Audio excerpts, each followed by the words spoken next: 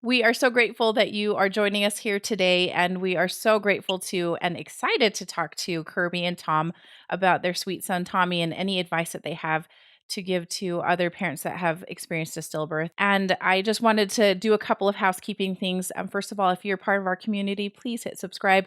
That helps us and helps other families find us who need some stories and need help in a really dark time. So hit that subscribe button. That definitely helps us out. Also, this discussion is going to be about stillbirth, and we're going to talk a little bit about pregnancy and parenting after loss. So please just know that this is full of triggers and to keep yourself safe and happy.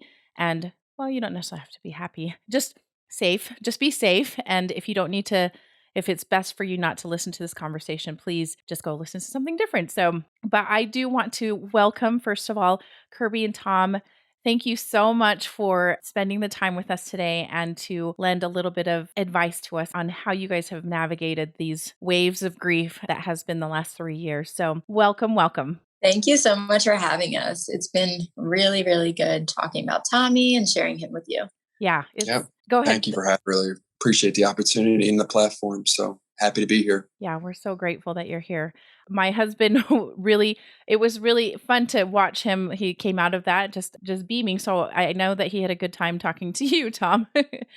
Fun for sure. Yeah. For a little bit of background, can you guys tell me how long ago Tommy was born? Sure. It was 3 years and about 3 months ago. So it was January 6th, 2018. Okay, so you have 3 years between you and that devastating event, right? How has that been for you guys as you've navigated that since that time? I'm assuming that right afterward it was quite intense and quite difficult. I know that when I talked to Kirby that it was really dark for a little while there. Yeah. So at first, obviously, it was really, really hard. We were in like the deep, deep trenches of grief for the first, how long would you say? Few weeks, months? I mean, I go back to work after a couple weeks, but it was just like different milestones you had to hit. Like, his funeral was, of course, extremely tough. And then, preparing to go back to work. And it's just these things kept coming that you had to keep carrying on with your life. And it was just so hard. But I mean, honestly, still lasts today, but it was really hard for probably extremely hard, I'd say, for about 4 months. And then throughout the whole year, like the holidays and stuff like that. The holidays were really, really hard for us. Those were extremely hard. Like the first Christmas, even Halloween, stuff just missing with him was like triggers all over the place. And just watching TV and stuff, like everyday activities, you just would lose it. So I'd say the full year, to be honest, was extremely tough. It was on everything, relationship and just life, just each day waking up, to be honest. Like as you're saying that, I was like, yeah, that first year is so hard. And the holidays are, I feel like, oh man, I remember the first Easter. I was like, this is a disaster. Like I wasn't expecting it to be so hard, but it was real. I just remember it being a disaster because I was like, yeah, we were both Lee and I were not good. Just speaking about the holidays, like the build up for Mother's Day and Father's Day. Oh, that was like, oh, that was so hard. You knew that was coming in a month, and then, oh my God, 2 weeks, oh my God, a week, and it's here on Sunday, and just the build up for that. And that day, because Tommy was our firstborn, it's so just that feeling of it was like it was like an identity crisis almost. Like, yes, you're a mom and yes, you're a dad, but like you don't have your baby like physically in your arms. So it just felt so wrong in every which way and awkward and uncomfortable and heartbreaking. And then you get alerts from like Snapchat, Happy Mother's Day, Happy Father's Day. And it's just everywhere. And you're just like, oh my God, just you hope the day ends so quick. You just kind of want to sleep all day. And that's kind of like all the holidays were like that. I remember for the first Easter, we did go to the beach, just Tom and I, but like, it's just, we didn't want to, both Tom and I were kind of the same in that we just wanted to be like around each other or like some immediate family members, but like we didn't want to celebrate anything or go to like any events, even restaurants. Like we just didn't have it in us. It just felt too wrong at the time. The basement was our safe zone. So I had to go back to work a couple weeks after Tommy, and that was another one of those, milestones we had to come across. That was so hard. But just when I get off work, I just go in the basement and just sleeping in the basement, just TV on, was my safe spot. And I did that pretty much throughout the year, the whole year, pretty much. We both did that. Right. It took way too much energy to even think about doing anything else. Tommy's first birthday, how do we celebrate that? His first birthday. I feel like we didn't make a huge deal out of it. We did, obviously, our acts of kindness. And I remember I had sent special acts of kindness to 6, because his number is 6 since he was born on the 6th of January, to 6 different moms who I had connected with on social media. So that was the special thing. This year, we actually were able to donate on his birthday, on his 3rd birthday. We were actually able to donate bears and books and bracelets. And was there anything else? Bears, books, bracelets. Yeah. And we wrote letters and we were able to donate them to the local hospital, county hospital, where we attend support groups. So that was really, really felt nice for us. That's awesome. First birthday, now that I think about it, that's when Ace was baptized. We set it up so our second son was baptized on his birthday. Okay, that's what it was. I was talking about the 2nd birthday. Yes. And the 3rd. What we do from now on, you were talking about. Okay. So you're right. So the first birthday, we had Ace's baptism. Okay. And we did really quickly, just to let everybody know. So first of all, if you haven't listened to both of their birth episodes, go back and listen to those or watch those. But I want to just point out that you guys were able to basically have a rainbow baby that you adopted from Mississippi, right? And yes. You guys got him how long ago after Tommy's birth? It is 10 months. 10 months. I believe. I was talking about it earlier. It's the lowest of low. You don't think you'll ever come out of this grief and your life is just over, basically. So that whole year, months pass and I'm just want to just go in the basement, sleep. And then my wife, Curb's always been so passionate about adoption, even before Tommy. So I came home from work one day and she kind of laid out this is why we should pursue adoption. It was the best decision we've ever made, because we still, prayed, thought about Tommy, and we still do every day. But it kind of kept us, gave that hope and us kept occupied, something to work for. And it's not all doom and gloom. There's like you said, a rainbow after this crazy storm. So I agree with that. I feel like hope is this 4-letter word that meant really nothing to me my entire life. And then all of a sudden we were surviving off of it. And I would say after I hit the 3-month mark, I was okay, we were putting our hope into another child. Because it didn't have obviously we weren't replacing Tommy or anything like that, but we just felt I felt okay, I'm ready for this. But like Tom said, I had always wanted to adopt, and it was never if, but rather when. And I feel like God had placed adoption on my heart at a young age because he knew the future and he knew what my future specifically would hold. And so it was, like Tom said, the greatest decision that ever happened to us. But the adoption process is by no means easy at all. Right.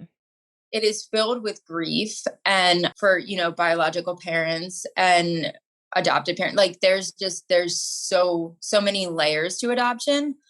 So we started navigating that journey, and it was so good for me. I was able to get all the paperwork together, and there's so many steps in it. And like Tom said, it provided us with so much hope. It saved us. Don't you think? Hunter, that year, like we were talking about, was extremely tough, but this is the only thing that kept us.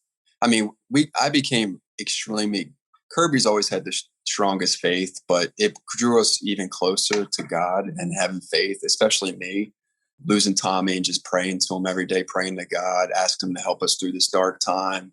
So I became really close to our faith, and so did Curb. But yeah, the whole adoption process made that year like it was the hardest process. And I'll be honest, Kirby handled like 90 of the paperwork. I had to go to work, and that was so emotional for me. So she did all that as her work, and But I enjoyed it.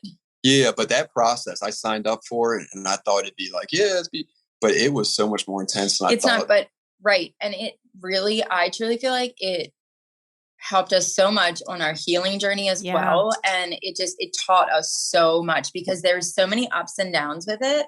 So just to give you a little bit of detail without going into too much detail, we had 3 like what you call like failed or disrupted adoptions throughout the journey. And one of them was really difficult because we had been like connected with this particular woman, this expectant mom for a while and building a relationship with her and things like that.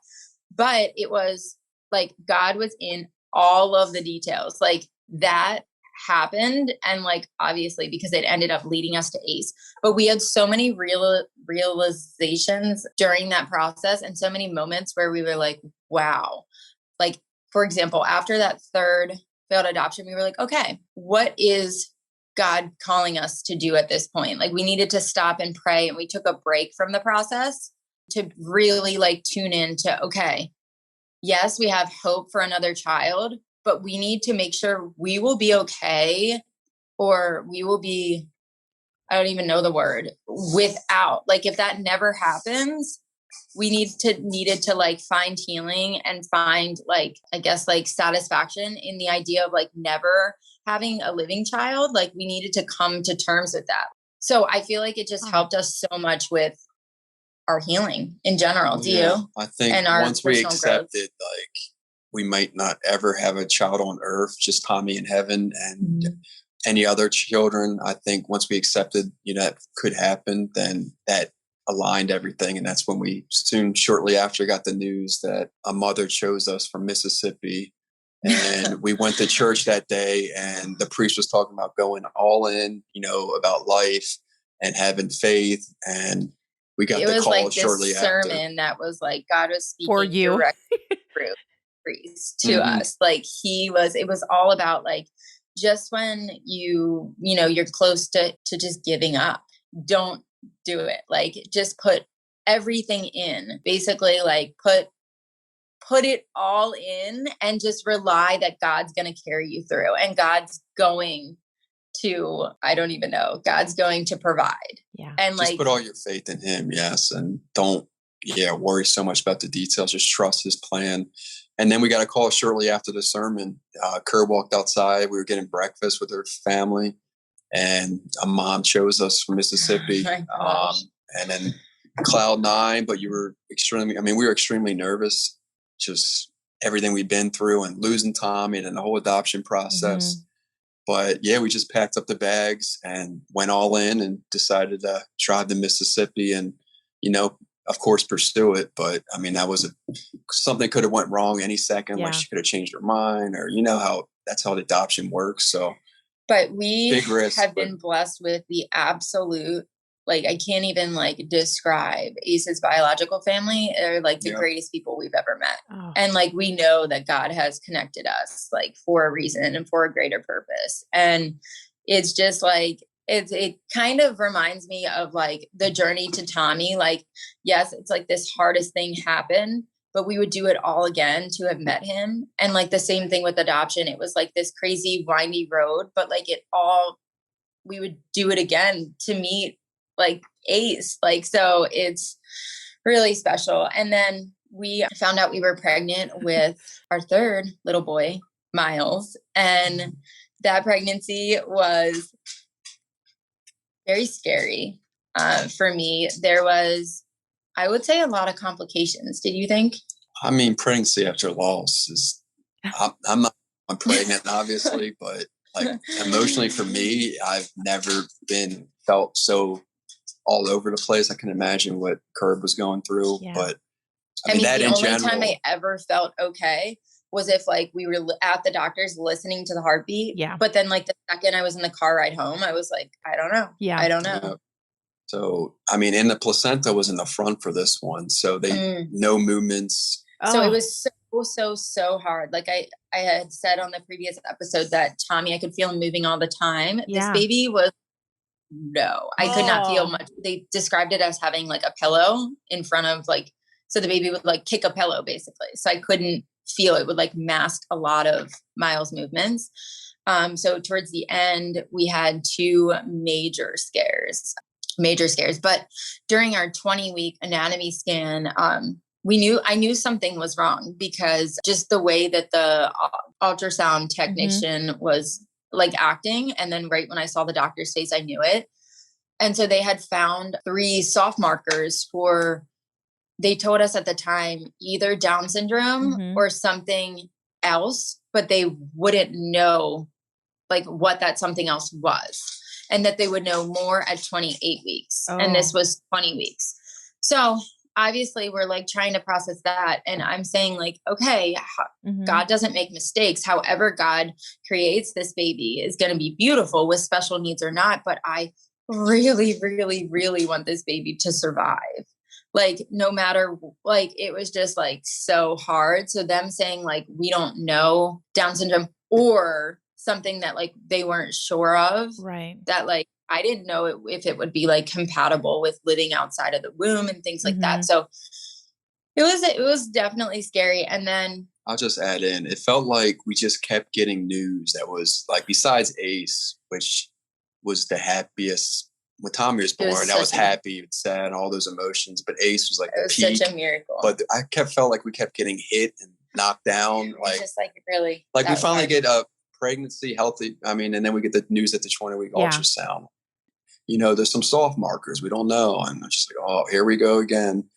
Right, and again, just the unknown. Just it's not about like you know some stuff that we've been fine with, but it's just unknown about the health of the baby going forward. So that was scary. And then but can I add in having Ace, like if we didn't have Ace, he kept us like we had to take care of him, so he kept me sane. And I mean, anyone who knows Ace just like knows that he lights up the entire room. Like his little personality, like from the time he was a newborn, like he's the sweetest little guy. So yeah, he kept us completely going through. I think like, that's, I was going to say, I was like, that is one thing, like our daughter, after we had our loss, it was like, we had to make sure that we kept our daughter alive like that. And that sounds like exactly what, like, you're like, I have to take care of this baby. Like we have something to get up for every day and try and work for. So purpose then. There was a huge purpose. And we needed that because pregnancy after loss is hard. And it was. And with Down syndrome, there's a higher chance of or risk of stillbirth. So like that was always in the back of my mind. And so there was other things. I feel like I got a call after the gestational diabetes test saying that I was not high. I was completely low and they had never seen anything like it. And then, so I had to do, where I would take my blood sugar before and after every meal, around the clock, things like that to make sure. So like there was that. And that was, again, nothing in the big scheme of things. But at the time it was tricky because it was like, they don't know why this is happening, but it's something else that's happening. And it's just scary. And I knew at that point there was only one way out, and that was through. And it was either we were going to have this baby and the baby was going to survive, or he wasn't. And we knew what that looked like and felt like if he didn't. So it was tricky for us. But then Miles was born on May 12th, 2019. And Ace was 6 months. They're 6 months apart. And so great. They're so Ace, it's so fascinating because Tommy, when he was born, it's like you have so many emotions. So it's not like, a healthy baby being born. Of course, he has no heartbeat. So you're happy to hold your son, but at the same time, you're pissed off, you're depressed, you're sad. So it's all these emotions. For Ace, the whole adoption process, you're so excited to see him born, but you don't know like what's going to happen. Like it's still not official. Well, and I felt so and it felt heartbroken for his Yeah. biological Yep. family. And like, it was just so many emotions and layers to that as well. And then when Miles was born, you didn't really have those two factors. So I couldn't control my emotions. I just kept crying, and I I was was just gonna like, say you did. the Yeah. moment was like, I feel bad saying like the top moment of my life, because my other two sons were, just as big, but there was no, he was there, his heart was beating, and there was no like other heartbreak that went along And with it. for me, it was like I was still, I think when they showed me him, I was like, okay, they said he was having all like, is he okay? Like, I don't even think I let myself enjoy as much as I should have those moments after birth, because I was still like, I was like, is he breathing? Is he alive? Is that cry coming out of him? Like, what is happening? Yeah, I think not high risk was great. It's what we needed because it was more appointments, more reassurance. But yeah, I think they found everything. They found everything, even though they had these concerns when there probably shouldn't have been. And it really made us emotional. But yeah, it was that birth experience. I can't even describe it. Like, it was pure happiness and probably the peak of my life. Yeah. Like, and yeah, and I kind of feel like that about all three of them. Like, Tommy's was like I said, the saddest but the greatest, and Ace's was just amazing, and again, so heartbreaking but just beautiful. And then same with Miles. Like, so I just feel so thankful to have had all three of those experiences, because I feel like they've all shaped me into who I am today. They're all so different, so it's made us stronger. Just definitely who we are today because of it. Yeah, isn't it funny where you're like, when you have a little bit of distance from the anguish after each of those experiences, you're just like, oh, okay, I see something a little. I can see from the weeds. I'm just not in the middle of it all. So, Oh yeah. so I know that you, at least Kirby told me that you guys had created you went to the mall and you got some necklaces made after Tommy passed away. Do you guys have any other things that you use to represent Tommy or remember him by? My mom and sisters made these early on, and they're these little angels, and they put them all around. So we actually moved. We're not in the same home that we were when Tommy was born, but we obviously brought them with us. So these are just all around in special places in our house. And we've kind of created like an environment where we can feel him.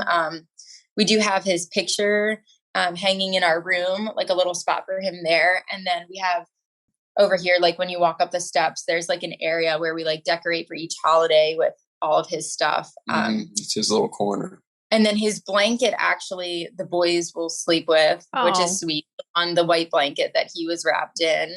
So both the boys love that. And I think we have his little shoes. Oh yeah, we have. What are they called? My mom got us this really special box with his name. So we have all of his, like the booties and stuff, and the hat from the hospital. And the hat even has still like a little like blood stains on it, which I love because it's him. Yeah. It's from him. So yeah, we have all of his stuff, and we try to keep his. I have my necklace. Tom wears his too. So my favorite thing to remember him by, I've worn this for 3 straight years. I bought one of these expensive necklaces that can withstand water and all that. So he just keeps his on. I keep mine on all the time, and his name's engraved. It says 2018 January 6th and Tommy Jr. But I just wear it everywhere, and it's.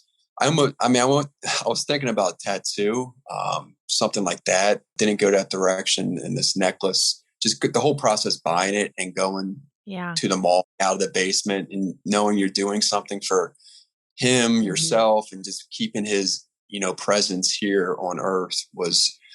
It was a great day, to be honest. It was just overall a very emotional but happy day, and we didn't have too many of those after he passed away, of course. And then I think we're gonna start like a little garden, because we moved into last summer, so we're gonna start like a Tommy garden. My mom at her house, she has a like a spot too, and it's really sweet. She has like all of these gems and shells and all these special, like they glisten in the sun.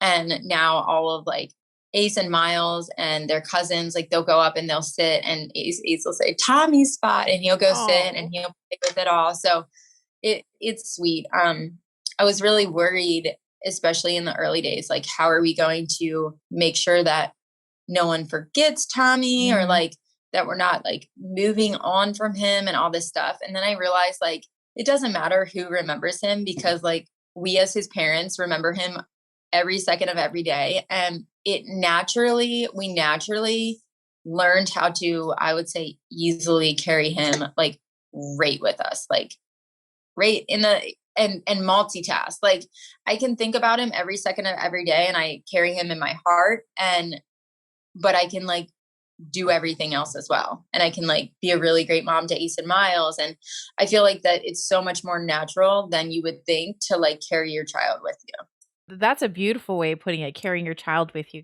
And I also think that you guys are really good about talking about Tommy kind of openly, because it sounds like your family is super open to talking about him.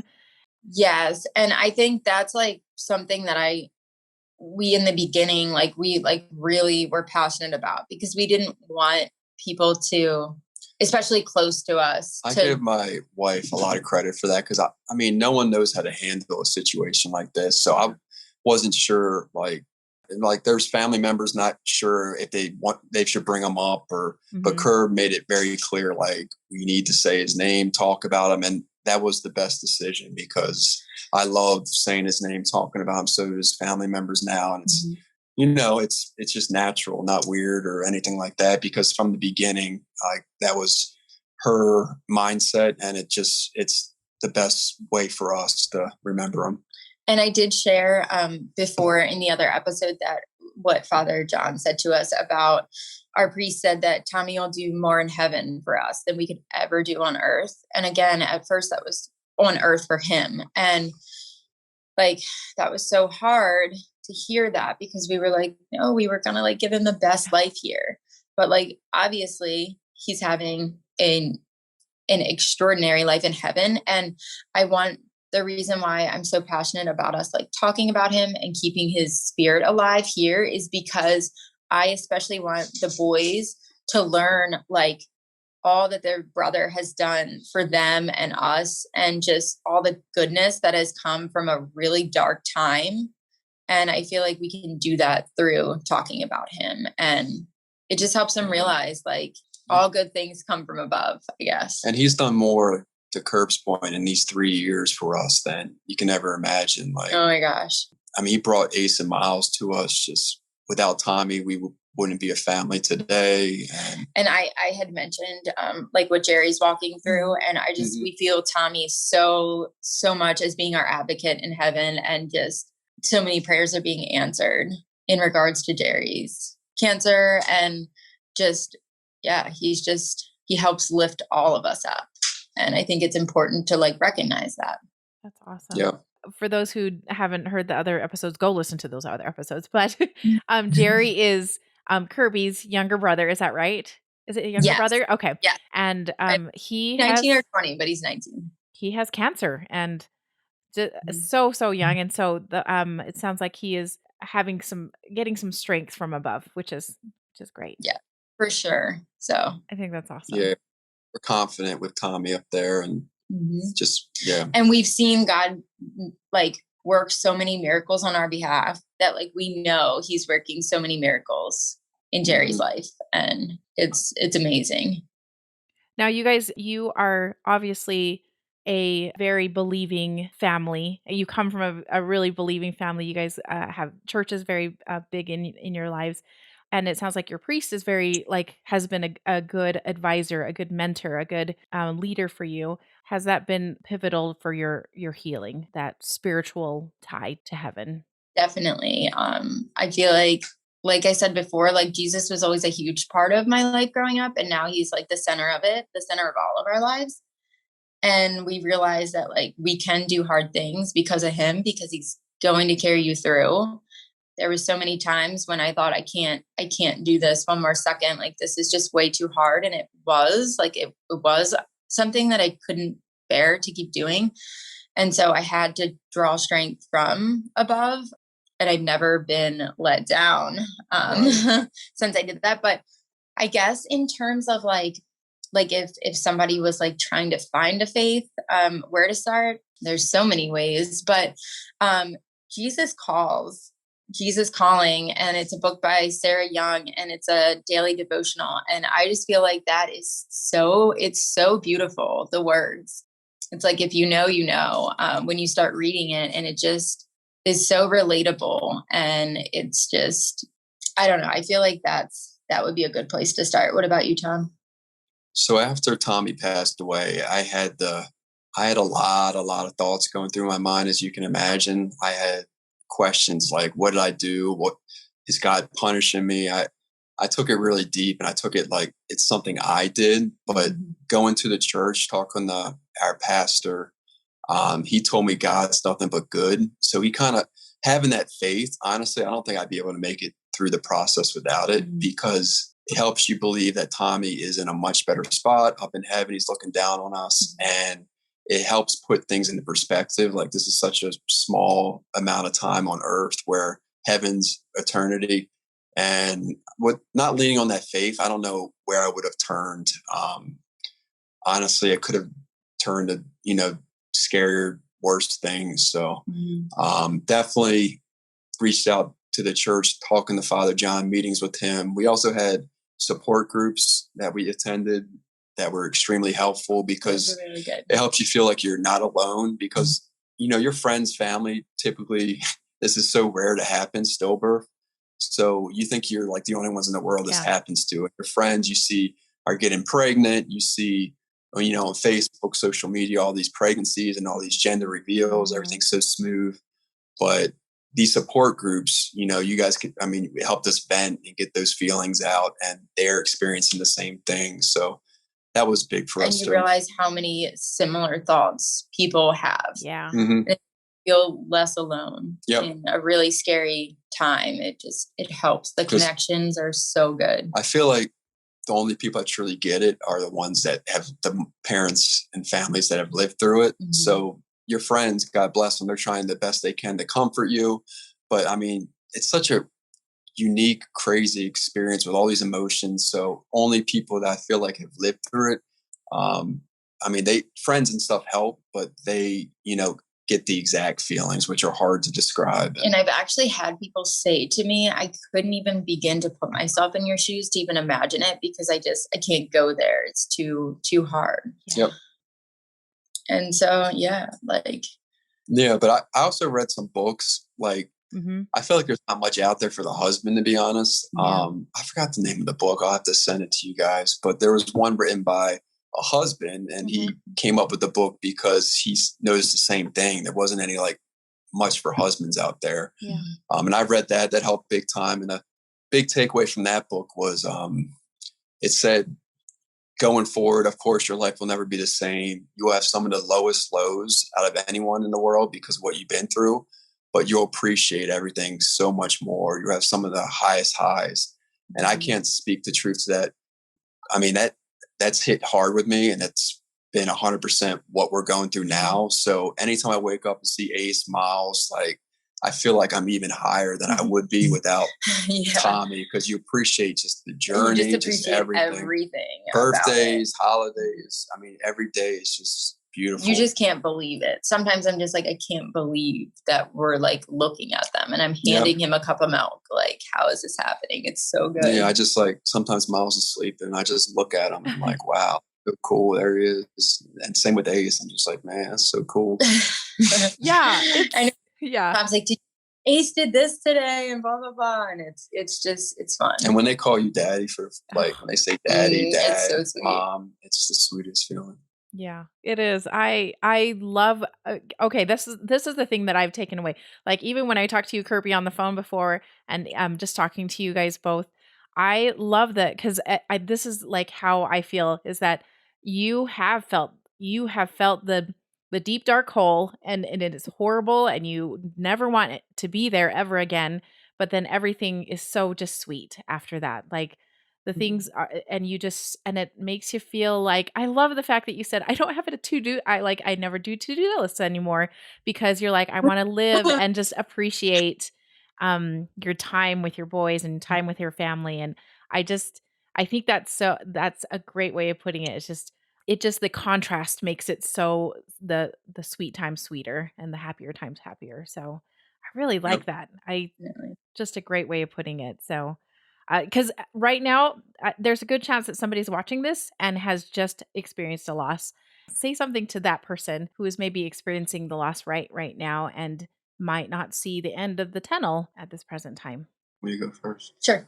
Some of the advice I would give is you think like in the current moment, like what's the point like of going on? Like, all you ever wanted was that child, and what's the point of kind of living life anymore and celebrating, going out? And I kind of wanted to check out and just stay in my basement, like I said, all the time. But some of the darkest times lead to, like we talked about, some of the brightest futures. So my life right now, I mean, her brother's going through cancer, which is really tough on us. But like I said, we're confident because we have Tommy up in heaven. We're strong in our faith. But my life right now, as far as, immediate family and our house and just our general life, is so great to what it was after Tommy passed away. So you don't see it now, but if you just keep that hope alive and keep pushing and, having that belief that you're doing this, for whatever reason, if it's, to be better Christian, or if it's better to, for brothers and sisters of the one you lost, just keep that hope alive and pushing through it, because it will get better and it will be happier times ahead for sure. Mm-hmm. And I would say, like, go at your own pace and just do what feels right. Lean into all the emotions that you're feeling, the good, the bad, the awful. Like, readjust your expectations for yourself, because what you're going through is the hardest thing ever. And like, even just taking a shower, or maybe you don't that day, and that's fine too. But just having, like, taking it like a minute at a time at first, and then like hour by hour, and then like day by day. And we still take it day by day. Like I said, like, we just live in the moment. And something else is just, you're going to find a new reality, and it might look similar to how it did before, but it might look completely different. And that's fine too. The last thing is, this was a huge, huge turning point in my journey when I stopped comparing. Comparison, I feel like, is such a thief. It just robs so much from you. It takes so much from you. And it just brought me down into the hole, like, every time. Like, anytime I would compare, like, our story to, like, our friends, or who were just, like, obviously we don't know what people are actually going through, but it appeared that some people were just planning their life, and it just, like, was working out for them. And like, for us, it was so far from that. And I think, like, you can't compare, because God has a different purpose for everyone, and God has a different story, and he doesn't make mistakes. And just, yeah. And that's so hard to do this day and age because of social it media. is so hard. So you get on 2 seconds, you see all these. So-and-so had their baby, so-and-so's expecting. So I've noticed, Curb made that, amazing stride. And I mean, that's when big difference. And that's a great point. I feel the same way. And I tell Jerry too, I'm like, God has extraordinary plans for some people. And like, we should consider ourselves the lucky ones who get this, like, life and a second chance to live, to be like, okay, this is my purpose. This is my calling. This is who I really want to be. So. Mm-hmm. Yeah. Those are great words of advice. I think that will hopefully that will help somebody that is going through this. A couple of last questions that I have for you guys. I love this question because people always ask us this, like, what should I say to somebody that has gone through this loss? And what should I not say? So I'm curious to know if there's anything that's has brought you balm to your soul, or has graded you the wrong way, rubbed you the wrong way, that you would maybe recommend saying to a lost mom or a lost dad. Okay. Can I go first for this one? I would say, I loved, and to this day, I love anyone who can acknowledge your pain. Like, anyone who can say, like, oh my goodness, what you're going through is awful, and it's so hard, and I'm so sorry, and I don't know what to say, but this is just so hard. That helped me and continues to help me really, really like far beyond anything else. Just acknowledging that what the person or what the family is going through is tough. What wasn't helpful for me is anyone who would say like like try to think of like something positive for Mm. us. Like, well, this has happened, like, but you'll probably have more kids, or but you can try to get pregnant again, or but, and it's like that wasn't helpful for me. So yeah, I just anyone who could acknowledge the pain, that helped so much. And saying something rather than nothing. It Mm. was always like kind of shocking when people like didn't bring up anything, because I was just like, okay, Yeah. kind of like, the elephant in the room, like, wow. Mhm. Yeah, I kind of echo that. Anyone that said, I can't imagine what you're going through. I think like a couple of my friends had like daughters and they said, I couldn't imagine if that happened. Like that really hit home to Yeah, and me that because was so they're nice. putting themselves in And my spot. mm. They're They're just having the trying to. hardest time. But the ones I was in sales, so going back to work, it was so hard for me because I had to go in and see customers. They knew my wife was pregnant, Mhm. so I heard so many different responses. Oh. The ones that I didn't like or like the least were, "Well, your wife's so young, right? You're so young, just have another one or something." That was one I Mhm. probably got the most. And I developed thick skin with it and just kind of tuned it out. Like, yeah. Anyway, so but I think the ones where they put yourself in the shoe and you could tell that they were really had this deep sympathy, and it just hit them hard, and they Mhm. just, I mean, yeah, to Kirby's point, And just to add one more thing, like about when people would say, like, you're young, you can have more, like, that was so hard for me to hear because I like shut down. I was like, oh my gosh, you don't understand what that will look like. Like, that's not just like, oh, let's go get pregnant and like have another baby. Like, there's so many layers to that, Yeah. that those 9 months are just going to feel impossible. Like, that's going to be the, like first pregnancy or pregnancy before loss bliss. Like, that's not there anymore. Yeah. So like, you're heightened to everything. So I always thought like the road to another child would be so hard and we would have to really fight for it, and that has proved correct. Like, the road to Ace and Miles were really had to fight for them. yeah, I mean, in all fairness, the people that are seeing me after Tommy, and like if I was in their spot, I try to put myself in their spot. I Mhm. didn't know anything about Stillbirth before we lost Tommy, like, or I didn't know much about loss before Tommy, to be honest. So I put myself in their shoes, and I always try to think what I would say if that happened to someone. And honestly, it hurts me to say it, but I'd probably be the same type of person to be Yeah. like, "Oh yeah, you'll be okay," or something to try to talk positive. But you don't realize that till you live through. That's not what you want to hear. Mhm. And I just don't think they're educated on the whole pregnancy loss and stillbirth, Grief. grief, and they're just probably had nothing like that happen to them. Yeah. So I don't think they don't mean any harm. It's just so hard to hear. And I don't think you really I know was what way to more say. sensitive to what people would say, and Tom would try to give them the benefit of the doubt. Like, well, Yeah, I'd always try to give the benefit of the doubt because I think people are good in general. And I don't think they're trying to help you out. And you got to kind of look at it like that. But I just don't think they're educated on the whole, pregnancy loss. And Yeah. there's not much people go through it. I know it's common 1 in 3 but as far as, I mean, it's still, yeah, I don't think much people experience it, to be honest. So Yeah. it's uncharted waters, basically. Yeah, and I think that's very kind of you because I think Lee actually takes that stance as well. He's like, people just are they just don't understand the full depth of how horrible it is, like how gut it just kicks you in the gut, and he just like let's give people the benefit of the doubt because they're just trying to help. They don't know what Mhm. to say. They're just trying to help. So you Yep. you guys are much better than I am No, anyway. was It much better. I got so bent out it of shape Yeah. it with a took a lot of. lot took a lot of time too. I'm not trying to come across as like right after Tommy. I mean, I was angry and I was just so it took years to kind of get that mindset. Yeah. So Yeah, and now at this point, I'm kind of at the point where if anyone brings him up and says anything, I like it better than not saying Nothing. anything at Yeah. all. So, Yeah. It is what it is, right? mhm. Yeah.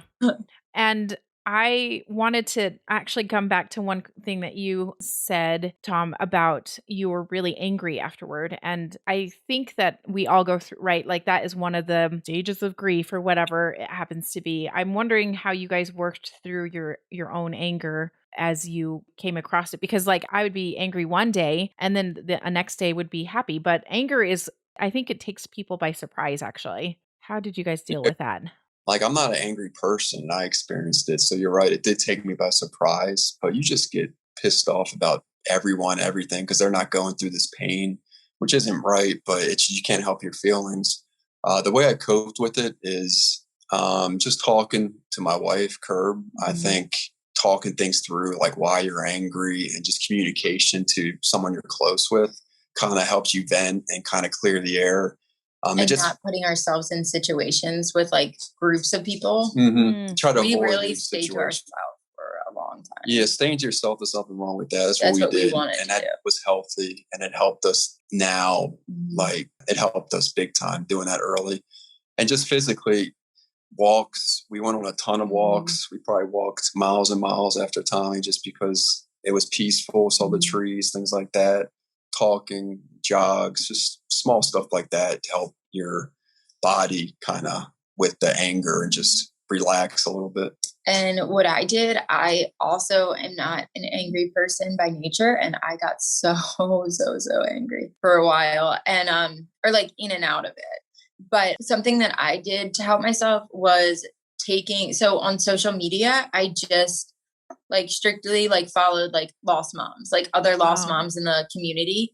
And that was like so good for me because I didn't have to see like to this day, like I still don't have, I used to have like everyone from high school and college, like all these people. And now I have like maybe 20 people on my Facebook or like I don't even know. And then like Instagram, I have like all the lost moms on my account. So it's like I don't see the day to day. And like I said, to this day, I don't see the day to day things that everyone's going through. And that's what was like I needed to do that for my own sanity. I couldn't see all those birth announcements and pregnancy announcements and all of those good things. And it sounds selfish, but it was just something that I had to do to stay sane, I guess. Yeah. Yeah, I think staying off social media was huge for me too.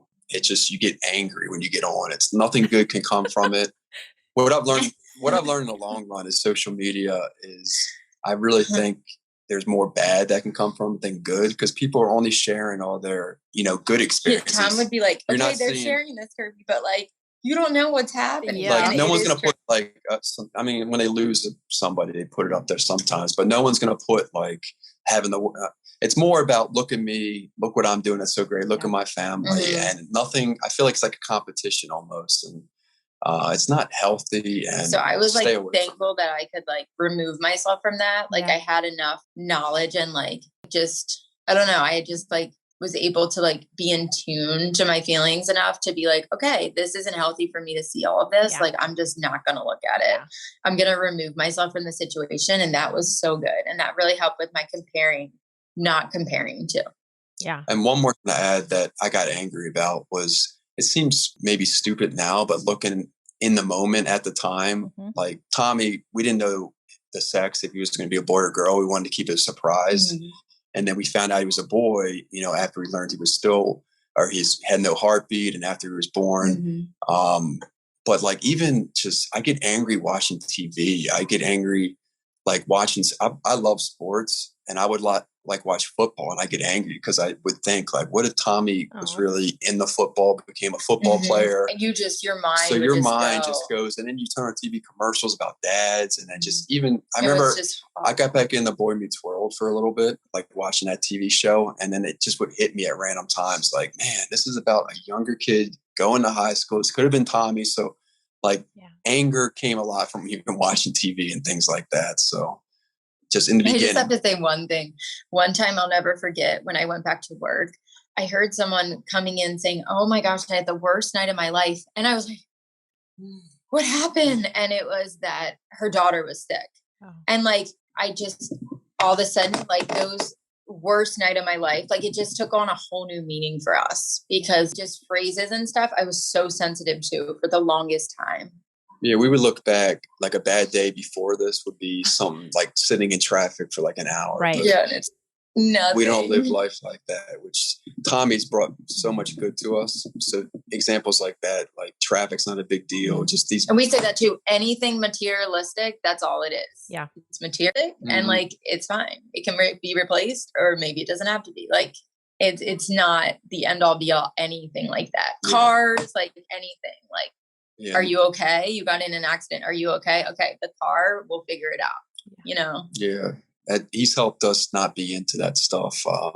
We weren't really into that before, but now even put it in more perspective that there's so much bigger things in life. Yeah. So yeah, phones, cars, everything like that, clothes. We're just sound like we're bums or something, but no, it's very healthy. I feel like. I love that because it really just puts things in perspectives because you're like, yep, that can be replaced. It's fine. We're going to be fine. You just want to hang on to your people. Like that's kind of the main thing, right? You want to hang on to your loved ones and keep them close. So I think that is a great way of putting it, actually. You guys, it has been so delightful talking to you today. I actually want to just close with and ask you one piece of advice that you would want to share with either a lost mom or lost dad, or even somebody that's trying to support those people. Is there anything that you really want to tell people and share with them? I would just say the last thing is just be kind to yourself. Do what feels right. For me, I give advice for the dads since I feel like there's not much out there like we talked about. You always want to try to fix things, and you feel so helpless because you can't fix this. You just got to let your wife or your partner, whoever, go through kind of all those emotions and just be there if they want to talk, but don't take everything so personal. I mean, it's a roller coaster and you can't fix the situation. Just time and with God's help and just going through the motions what will lead to, you guys getting back to some sort of a new normal. But yeah, just kind of being there for her to lean on and not trying to fix everything and do it all at once and giving it time. Perfect. Thank you so much again, Kirby and Tom. This was such a wonderful talk. And I want to encourage you once again to listen to their birth episodes. They were just so good. And subscribe if you are part of our community and are trying to help others. So thank you again. You guys, this was so awesome and so wonderful. I appreciate it so much. Thank you so much. Thank you.